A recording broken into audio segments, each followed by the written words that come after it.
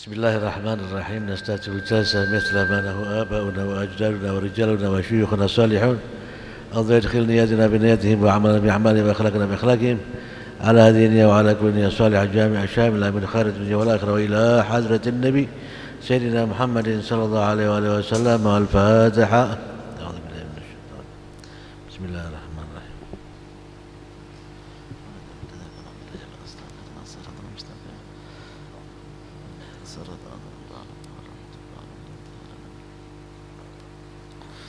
Bismillahirrahmanirrahim. Alhamdulillahirabbil alamin wa bihi nasta'in ala umuri dunya waddin wassalatu wassalamu ala asyrafil anbiya wal mursalin sayyidina Muhammadin wa ala alihi wa sahbihi ajma'in.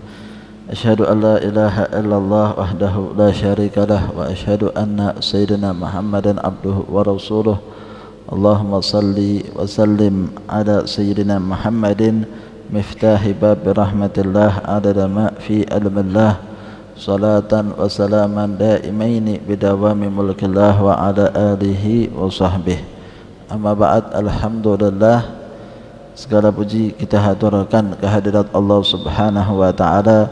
Salawat dan salam kita haturkan kepada junjungan kita Nabi besar Muhammad sallallahu alaihi wasallam beserta keluarga dan para sahabatnya.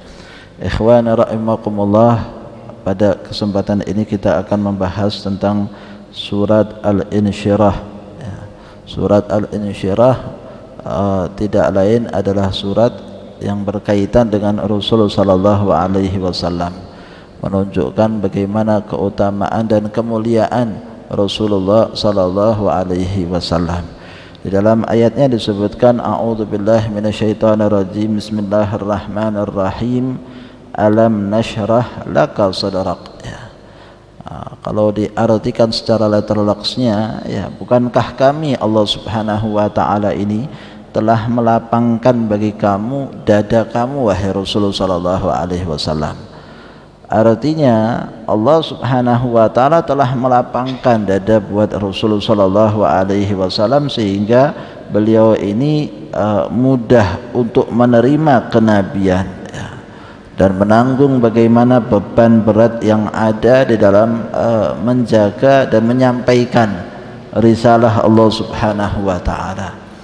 Kita tentunya sebagaimana disebutkan di dalam ayat yang lain, law anzalna hadzal qur'ana ala jabalin la ra'aitahu khashi'an mutasaddian min khasyatillah.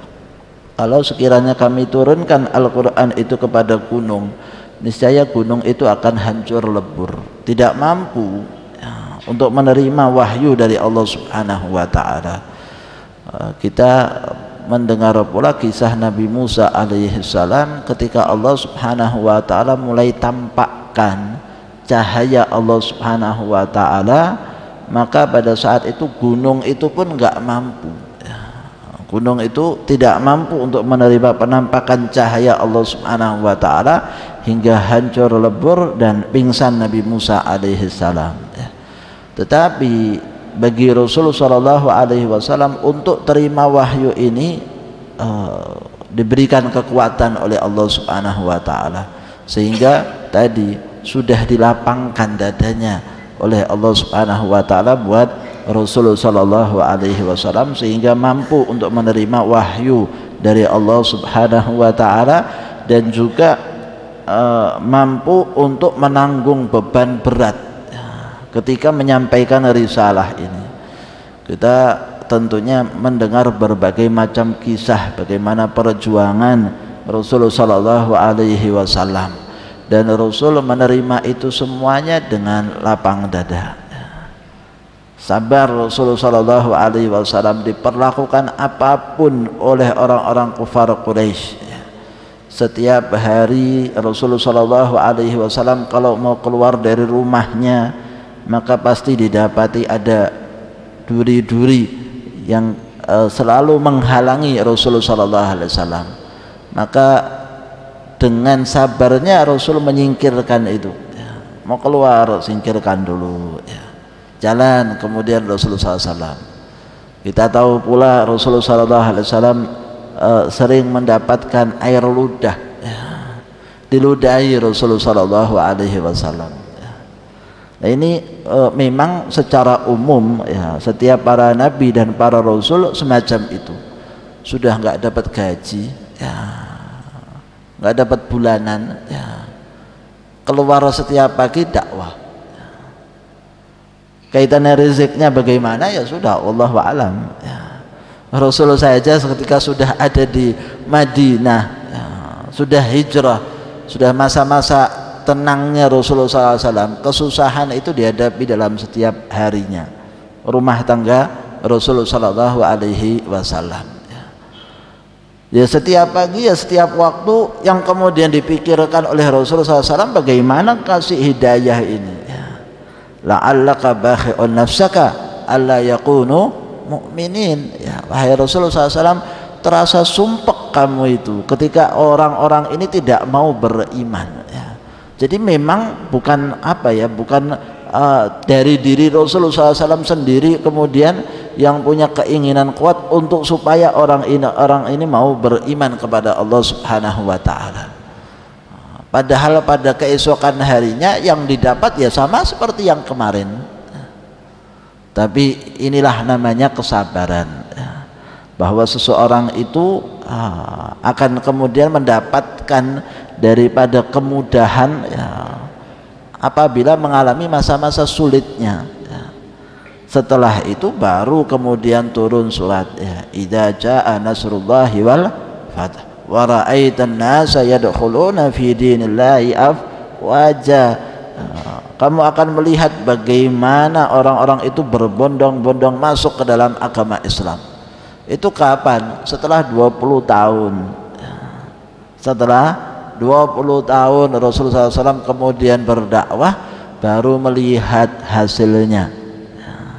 Maka segala sesuatu itu ada prosesnya, segala sesuatu itu perlahan. Kalau cepat malah tanda tanya ya. Kalau terlalu cepat suatu reaksi ya, itu malah kemudian perlu dipertanyakan kesungguhannya atau bagaimana. Ada seseorang ya, Al-Habib Abdullah bin Umar Asy-Syatiri, beliau ini adalah punya pondok Rubat Tarim. Yang pertama kali diadakan Rubat di Tarim ya, itu adalah Rubat Tarim ya. Sebelumnya Al-Habib Ali Al-Habsyi di Siwun ya. Nah beliau mendirikan Rubat Tarim ini mencetak daripada para ulama, ribuan ulama yang ada di Indonesia, kebanyakan pertama kali ya, orang-orang terdahulu masa-masa dahulu itu pasti dari keluaran Rubat Tarim. Beliau Al-Habib Abdullah bin Umar Asy-Syatiri ini adalah orang yang tidak pernah keluar kemana-mana. Subhanallah, hidupnya cuman rumah Rubat Tarim ya, masjid, sudah selesai, nggak ada yang lain ya. Nggak pernah keluar kemanapun ya. Tapi hasilnya, didikannya, murid-muridnya sampai ke berbagai daerah sampai sekarang. Nah beliau itu ketika mendidik termasuk salah satu hasil didikannya Al-Habib Muhammad Al-Haddar ya, yang kemudian akhirnya pindah ke daerah Bayda dekat Son'a ya, kurang lebih beberapa jam dari Son'a itu ya, dekat sekali. Nah ketika kemudian sampai di daerah sana, ternyata di daerah sana didengar oleh beliau muridnya ini sangat diterima oleh orang-orang.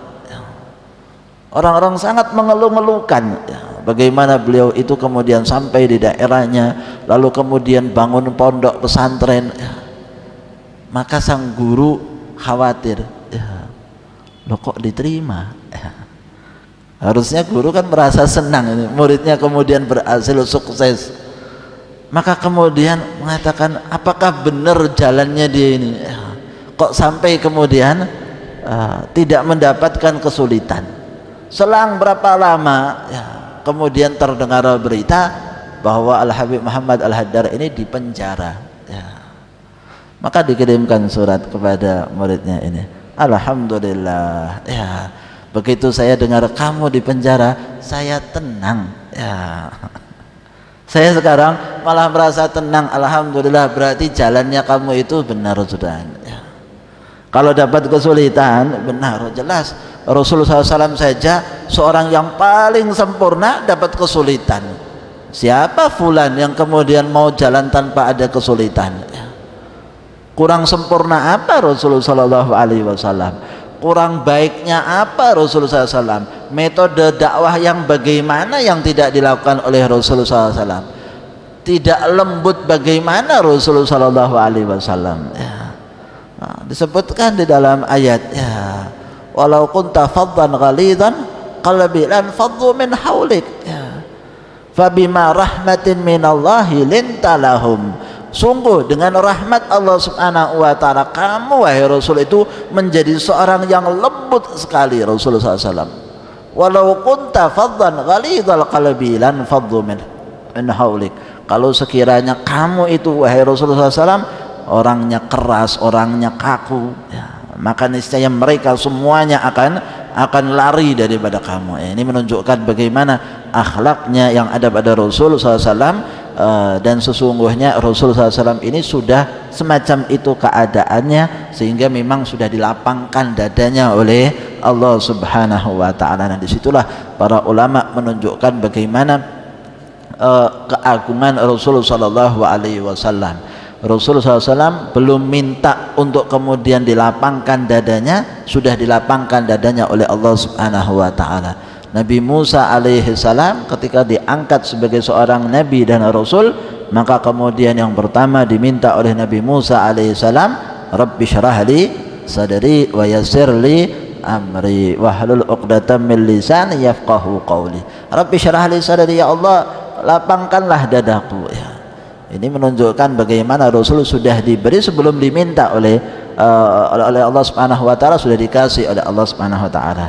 Kemudian disebutkan di dalam ayat yang selanjutnya, wa wada'na anqa wizrak alladzi anqadha dhahrak. Wa wada'na, dan kami Allah Subhanahu wa taala telah hapuskan, ya, anka dari kamu wahai Rasulullah, wizrak, ya, dosa kamu, kesalahan kamu sudah dihapus oleh Allah Subhanahu wa taala. Alladzi anqadha dhahrak, yang membuat beban berat di punggung kamu. Ya. Tentunya kita akan bahas di sini Rasulullah berbuat kesalahan. Ya. Apakah Rasulullah berbuat kesalahan? Ya, seperti yang diungkapkan oleh para ulama, sayyi'atul muqarrabin hasanatul abrar. Keburukan orang-orang yang dekat kepada Allah itu masih dianggap baik oleh orang-orang yang baik. Jadi kalau kita ini, ya, salat, ya alhamdulillah sudah khair kabir wali min auliyaillah itu, ya. Tapi kalau orang-orang yang dekat melihat salat kita, wah dosa, dianggapnya dosa salat kita, ya. Salat kita kayak gini, ya, tidak khusyuk dan lain sebagainya, oh dianggap buruk oleh mereka, dianggap dosa oleh mereka. Nah, begitulah yang dimaksud di dalam ayat ini, dosa yang dianggap itu sebagai kesalahan bagi Rasulullah Sallallahu Alaihi Wasallam. Di antaranya yang disebutkan di sini adalah ketika memberikan izin, ya, kepada orang-orang munafik. Ya. Orang-orang munafik itu Rasulullah SAW itu kalau misalnya pulang daripada peperangan, ya, maka kemudian singgah dulu di masjid. Ketika singgah dulu di masjid, pertama kali Rasulullah SAW salat qudum minas safar 2 rakaat. Setelah itu duduk, orang-orang yang tidak ikut perang biasanya datang minta izin sama Rasulullah, minta maaf ya Rasulullah, saya minta maaf nggak ikut kemarin, ya kamu pergi karena keluarga saya ada yang sakit. Rasulullah kasih izin, ya. Ada lagi yang datang padahal munafik ini, ya. Munafik itu memang sebetulnya datangnya minta izinnya cuma sekedar alasan, nggak ada apa-apa, sehat walafiat, bohong di hadapan Rasulullah SAW. Ya Rasulullah, kita nggak ikut perang karena saya sakit, padahal nggak sakit. Ya Rasulullah, saya nggak ikut perang karena nggak punya bekal, padahal punya bekal. Nah, oleh Rasulullah setiap yang datang minta izin atau minta maaf dan lain sebagainya, Rasulullah langsung kasih. Maka kemudian turun ayat teguran buat Rasulullah SAW. Afautu anka, ya, lima adzinta lahum, ya. Allah mengatakan kepada Rasulullah SAW, aku maafkan kepada kamu wahai Rasulullah. Kenapa kamu izinkan mereka? Ya. Seharusnya jangan diizinkan dulu, tanyakan dulu kenapa ya. Tapi setiap kemudian yang datang dikasih izin. Tapi lihat tegurannya Allah Subhanahu wa taala buat Rasulullah, afautu anka ya, lima adzinta lahum ya, aku sudah maafkan kamu wahai Rasulullah SAW, kenapa kamu izinkan kepada mereka? Lihat dulu alasannya benar atau tidak. Semacam itu Allah Subhanahu wa taala memberikan teguran kepada Rasul. Kalau ada teguran kayak gini, itu buat Rasulullah suatu beban ya. Kalau kita kan sudah dimaafkan ya, selesai sudah permasalahan. Tapi buat Rasul ini berarti kesalahan saya ini ya. Kemudian juga yang terjadi adalah ketika menerima tebusan bagi tawanan perang Badar. Ketika terima orang-orang tawanan perang Badar ini kan, kemudian Rasulullah mengumpulkan para sahabatnya, menanyakan sama mereka apa yang harus kita perbuat terhadap tawanan ini ya. Maka kemudian Sayyidina Abu Bakar As-Siddiq pada saat itu mengatakan, ya Rasulullah ya, kita terima saja tebusannya ya. Kita terima saja tebusannya, kita kan lagi butuh uang ini ya. Kita butuh untuk membeli apa yang kita butuhkan untuk orang kaum muslimin, lagi dalam keadaan susah, kita terima saja tebusannya. Kalau ada yang tebus, kita tebus ya. Sayyidina Umar bin Khattab pada saat itu mengatakan, ya Rasulullah jangan, bunuh semuanya ya, bunuh semuanya ya, jangan kemudian kasih kebebasan. Ini keras Sayyidina Umar bin Khattab ya. Setelah itu Rasulullah SAW lebih condong kepada pendapatnya Sayyidina Abu Bakar As-Siddiq, maka kemudian diambil pendapatnya Sayyidina Abu Bakar As-Siddiq. Setelah itu turun ayat teguran dari Allah langsung kepada Rasulullah SAW, kenapa terima tebusan ya. Turun ayat, kalau sekiranya tidak akan ditimpakan Allah adab ya, kaitannya dengan apa yang terjadi pada mereka.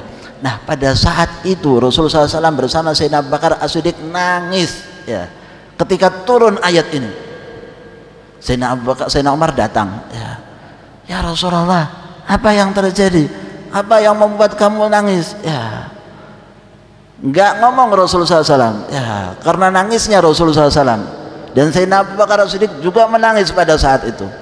Kalau kamu tidak mau kasih tahu, saya akan pura-pura nangis kalau kamu nggak mau kasih tahu ya.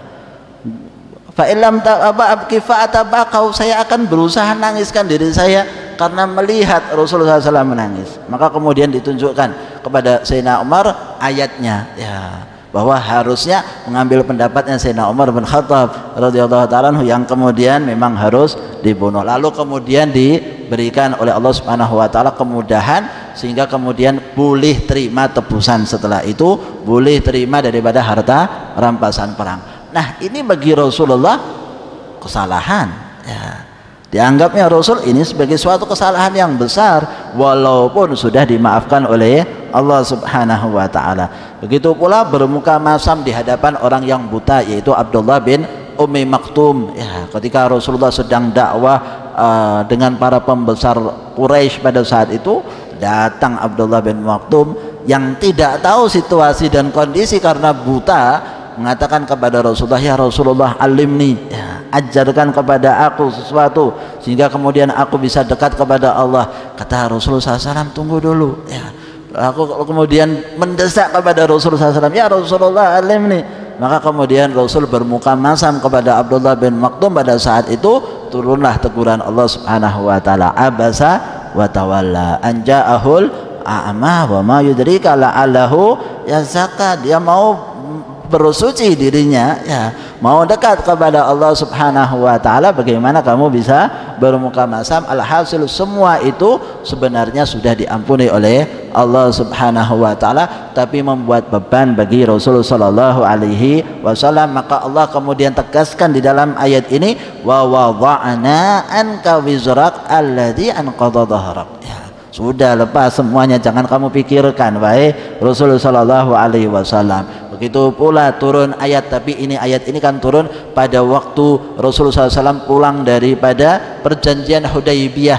Inna fatahna laka fatahan mubina liyaghfira laka ma taqaddama min danbika wa ma ta'akhkhar. Itu turun ayat setelah itu, lama setelahnya ya, yaitu pada saat selesainya daripada perjanjian Hudaybiyah. Alhasil kesalahan yang ada pada Rasul itu bukan kesalahan bagi kita. Kalau kita yang melakukannya itu sudah kebaikan yang besar ya, tapi bagi Rasulullah itu dianggapnya sebagai suatu kesalahan.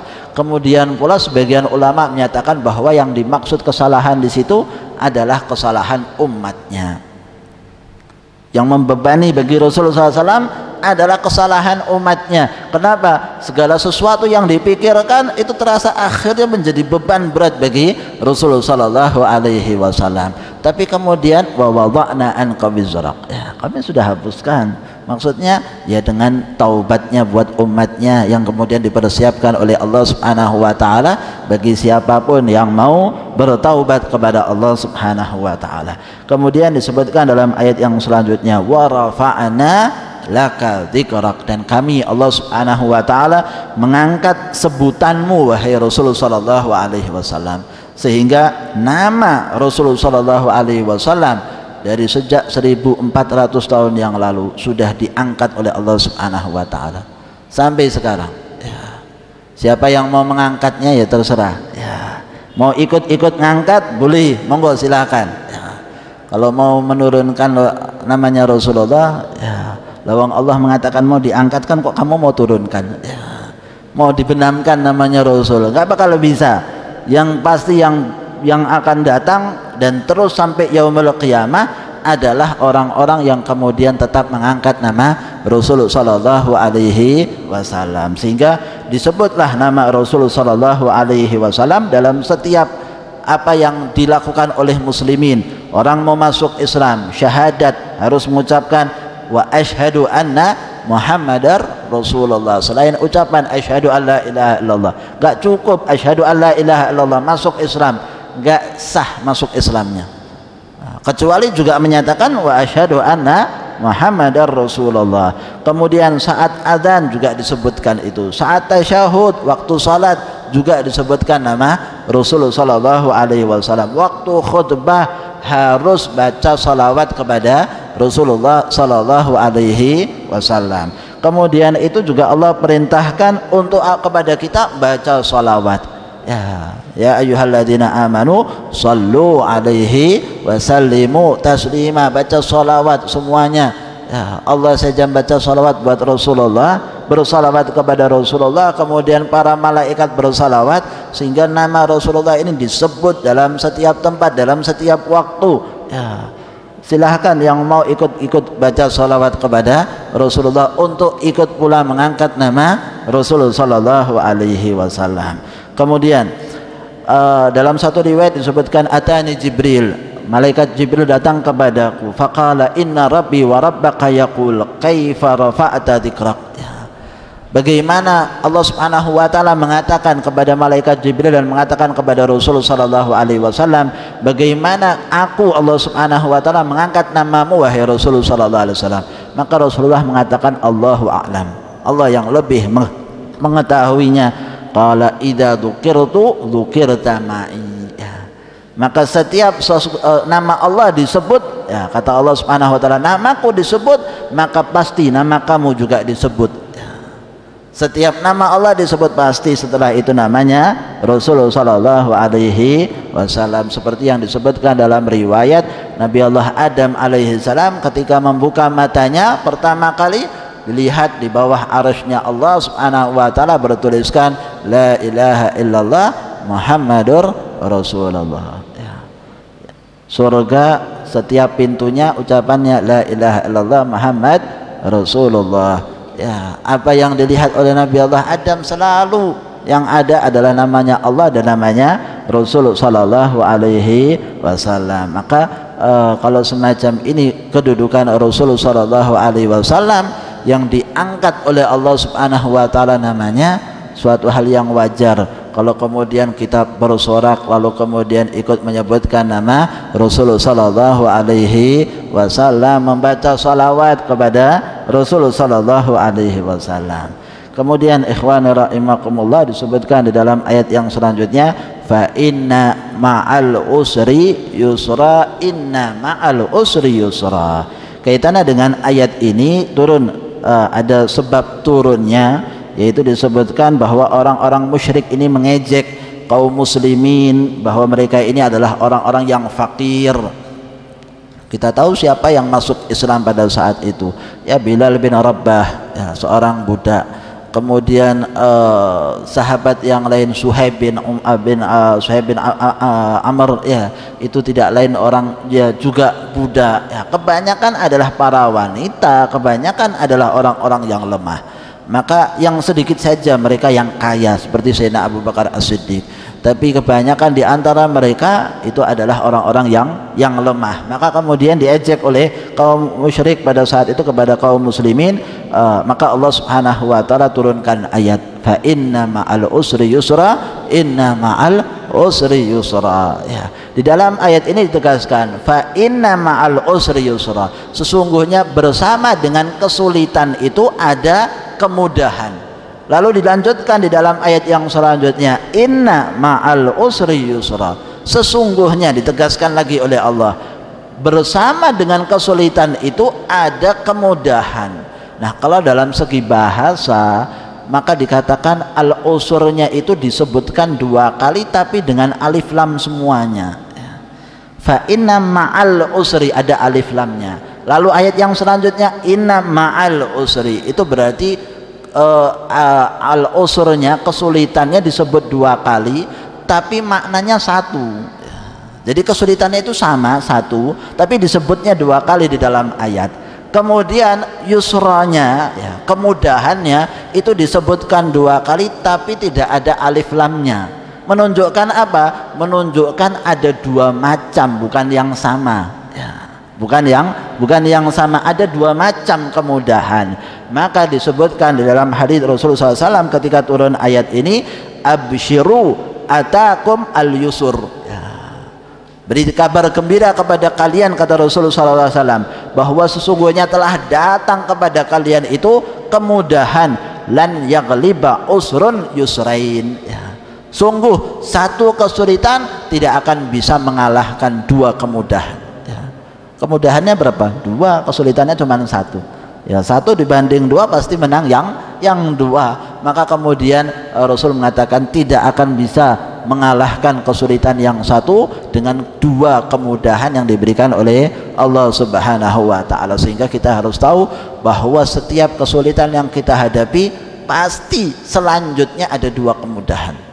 Dan ini janji Allah Subhanahu wa taala diberikan kepada siapa? Muslim. Setiap orang yang kemudian muslim pasti akan mendapatkan ini, ya. Dan namanya hidup di dunia pasti ada cobaan, ya. Rasulullah saja ada cobaan, kok kita nggak mau terima cobaan? Kita mengatakan kepada Allah, ya Allah, ya, kok ya cobaan terus menerus, ya. Seakan-akan yang paling kasih dapat cobaan cuman dia saja, ya. Akhirnya bunuh diri, ya Allah, ya. Tidak ada agama kalau kayak gini, ya.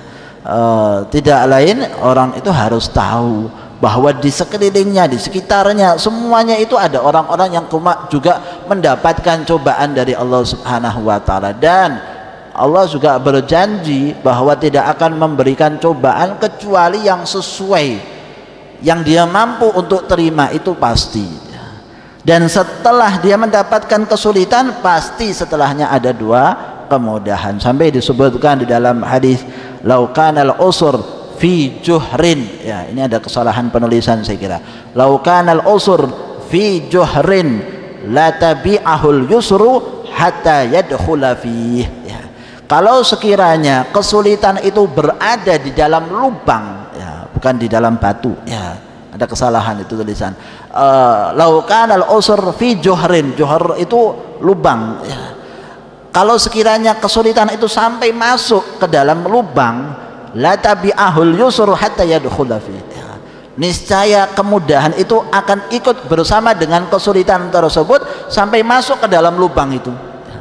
Artinya ini kiasan dari Rasulullah, jangan takut, habis kesulitan itu pasti ada. Kan disebutkan dalam ayatnya ma'al usur, ya. Ma'al usur itu bersama dengan sulit pasti diiringi dengan setelahnya kemudahan. Ada masa sulit pasti ada kemudahan setelahnya. Dan kita bisa melihat dalam sejarah bagaimana kemudahan yang diberikan oleh Allah kepada kaum muslimin setelah masa-masa sulit mereka, ya. Ada masa-masa sulit, tapi kemudian setelah itu diberikan kelapangan oleh Allah Subhanahu wa taala. Fa idza faraghta fanasab. Kalau sekiranya kamu wahai Rasulullah sallallahu alaihi wasallam sudah selesai daripada menyampaikan dakwahnya, sudah selesai daripada jihadnya, sudah selesai daripada kesibukan duniawi yang berkaitan dengan hal-hal tersebut semuanya, maka fansab, setelah itu kerjakan ibadah dengan sebaik-baiknya. Sudah dakwah ibadah, sudah jihad ibadah, sudah urusan dunia ibadah. Jadi terus semacam ini. Ambil setelah selesai kerjaan yang satu menuju kerjaan yang lainnya. Jangan dikatakan leren saya, nggak ada leren. Ya, mau leren nanti di surga. Ya, waktunya santai, ya, kemudian nikmati, lihat pemandangan, itu nanti di surga. Ya, tapi sekarang saatnya kita ibadah kepada Allah Subhanahu wa taala. Artinya sibukkan. Ya. Orang itu jangan menganggur, tidak dalam urusan dunia, tidak dalam urusan akhirat. Ya. Urusan dunia tinggal diniati yang baik jadi ibadah. Ya.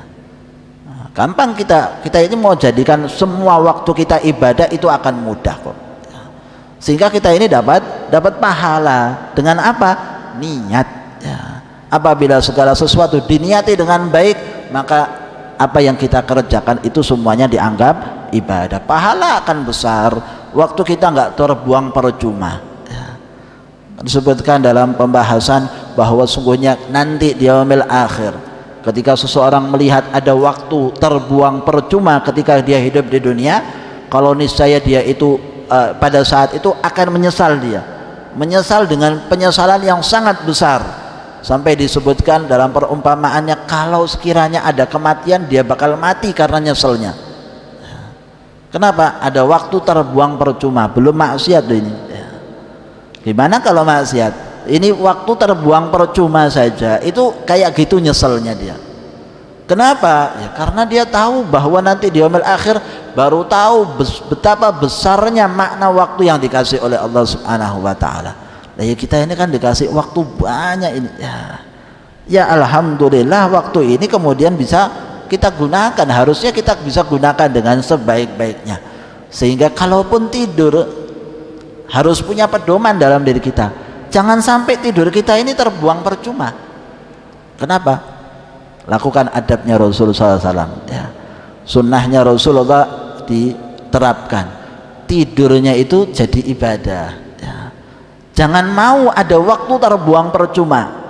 Ke kamar mandi, waduh kamar mandi ini kok kayaknya apa ya, suatu hal yang buruk ya, percuma ini ya. Waktu berapa menit terbuang, jangan sampai kemudian terbuang ya. Ketika kamar mandi adab-adabnya Rasul dilakukan, niatkan ya Allah saya uang hajat ini semuanya ya saya harapkan kotorannya hati saya juga dihilangkan ya. Ya Allah saya berharap bahwa nanti bisa ibadah dengan sebaik-baiknya. Kalau semacam ini waktu ketika kita di kamar mandi dapat pahala ya. Waktu tidur kita bisa dapat pahala, kita istirahat mau nanti buat kuat ibadah dapat pahala. Sehingga jangan sampai ada waktu kita itu terbuang percuma yang menyebabkan penyesalan yang sebesar-besarnya nanti di yaumil akhir. Wa ila rabbika farghab, dan hanya kepada Tuhanmu lah harusnya kamu berharap ya. Berharap itu hanya kepada Allah Subhanahu wa ta'ala, minta kepada Allah Subhanahu wa ta'ala. Jangan sampai kamu minta balasan amalmu kecuali hanya kepada Allah ya. Sudah dakwah, sudah kemudian jihad, sudah kemudian beribadah, untuk apa itu semuanya? Yang mengharapnya keridhaan Allah Subhanahu wa ta'ala, bukan keridhaan manusia ya. Kalau kita minta ridhonya manusia, yang ada pada kita adalah pusing terus menerus ya. Bagaimana kata-katanya fulan ya, kita tambal itu kekurangannya, nanti ingat lagi omongan orang lain, oh, fulan bagaimana, oh kita bingung lagi untuk supaya membuat ridho orang tersebut ya. Akhirnya kita pusing dengan keadaan kita semacam ini. Tapi kalau kita mengharapnya ridhonya Allah Subhanahu wa ta'ala, maka manusia akan dibuat ridha oleh Allah Subhanahu wa taala dengan apa yang kita lakukan. Maka paling pokok dalam hidup kita hanya ikhlaskan di dalam kita beramal, hanya mengharapkan ridha Allah Subhanahu wa taala. Semoga Allah Subhanahu wa taala menjadikan kita sebagai orang-orang yang dekat kepada Rasulullah sallallahu alaihi wasallam, cinta kepada Rasulullah sallallahu alaihi wasallam, dicintai Allah, dicintai Rasulullah sallallahu alaihi wasallam, di akhiri usia kita dalam keadaan husnul khatimah. Amin ya rabbal alamin. Wassallallahu ala sayyidina Muhammadin wa ala alihi washabbihi wasallam. Alhamdulillahi rabbil alamin. الفاتحة بالقبول تمام كل سؤال معمولة وإلى حاجة الرسول سيدنا محمد صلى الله عليه وسلم. الفاتحة. أعوذ بالله من الشيطان الرجيم. بسم الله الرحمن الرحيم. الحمد لله رب العالمين الرحمن الرحيم مالك يوم الدين إياك نعبد وإياك نستعين اهدنا الصراط المستقيم صراط الذين أنعمت عليهم غير المغضوب عليهم ولا الضالين. يا ربنا اعترفنا بأننا اقترفنا وأننا أسرفنا على لظى أشرفنا فتب علينا توبة تغسل كل حوبة عوراتي وآمن روعاتي واغفر لوالدينا ربي ومولودينا والإخوان وسائر الخلان وكل ذي محبة أو صحبة والمسلمين أجمع. آمين ربي اسمع وجودا من نال باكتساب منا بالمصطفى الرسول بكل سولي صلى وسلم ربي عد الحب وآلي وصحبي عدالة الصحبي والحمد لله في البدء والتناهي.